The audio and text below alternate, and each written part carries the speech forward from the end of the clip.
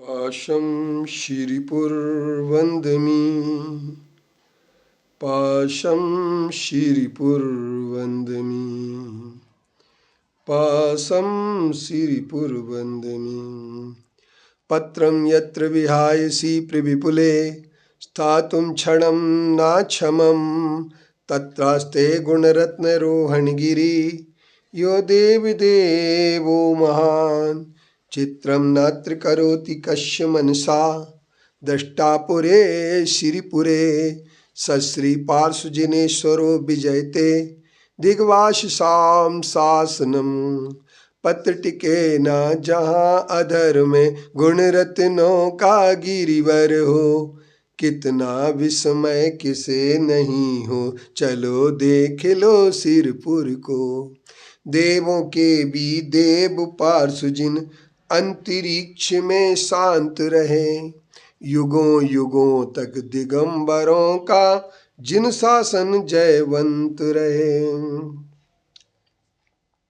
आज सबसे पहली आवश्यकता इस बात की है कि भगवान महावीर ऐतिहासिक तीर्थंकर पार्श्वनाथ के भगवान के बाद एक तीर्थंकर हुए जिन्हें निर्ग्रंथ या नाथ पुत्र कहा जाता था। जैनों के अंतिम तीर्थंकर महावीर हैं। इसके क्या प्रमाण हैं? जब इस बात पर विचार किया जाता है तो निर्ग्रंथ नाथ पुत्र निर्ग्रंथों के बड़े भारी संघाधिपति थे। यह बौद्धों के पिटकों में इसका स्पष्ट उल्लेख मिलता है। भगवान महावीर स्वामी निर्ग्रंथ होने के कारण से उनके लिए निर्ग्रंथ और आर्हत शब्द से प्रयोग किया जाता है। वेदों में उपनिषदों में सब जगह आर्हत शब्द का प्रयोग किया जाता है। हम ये कह सकते हैं कि भगवान महावीर निर्ग्रंथों के आचार विचार के विषय में जो कुछ बौद्ध साहित्य में कहा गया है वह बहुत कुछ अंशों में जैन साधुओं के आचार से भिन्न नहीं है। अतः ये कहा जा सकता है कि जो भी जैन संप्रदाय के नाम से ख्यात हैं और बुद्ध के समय में उसे निर्ग्रंथ कहते थे, इससे कोई भी संदेह का निवारण हो जाता है। इसमें कोई संदेह का कारण नहीं बचता है। दिगंबर और श्वेतांबर दोनों ही इस बात से सहमत हैं कि भगवान महावीर कुंडलपुर या कुंड ग्राम के राजा सिद्धार्थ के पुत्र थे और सिद्धार्थ दिगंबरीय उल्लेखों के अनुसार नाहु वंश या नाथ वंश के क्षत्रिय थे।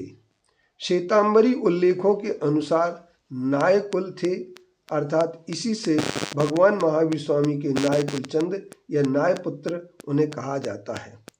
और नाय का अर्थ एक ही वाचक है। नाय कहें, नाथ कहें, नाथ कहें, ये सब एक ही वाचक हैं। इसलिए नाथ पुत्र, ज्ञात्री पुत्र, ये दोनों ही विशेषताएं मिलती हैं। ऐसे भगवान महावीर स्वामी अंतिम तीर्थंकरों के चरणों में नमन करते हुए हम अभी जब पिछले दिनों में ही महावीर जयंती मना चुके हैं तो हम भगवान महावीर के संदर्भ में इतना कह सकते हैं कि भगवान महावीर जैन धर्म के संस्थापक नहीं अपितु जैन धर्म के संवाहक थे और वे भगवान महावीर स्वामी के माध्यम से ही तीर्थंकरों के उपदेश प्रवाहित हुए। ऐसे भगवान महावीर स्वामी के चरणों में नमन करते हुए हम भगवान महावीर जयंती के इस विगत उत्सव के प्रति सबके लिए बधाई आशीर्वाद देते हैं और जैन तीर्थंकर भगवान महावीर के आधार पर हम यदि विचार करें कि उस समय की जाति, देश, कुल आधार के आधार पर इस तरह के नामों का व्यवहार करने का चलन था, इसलिए इन्हें नाथ पुत्र कहा जाता है और बौद्ध को शाक्य पुत्र कहा जाता है।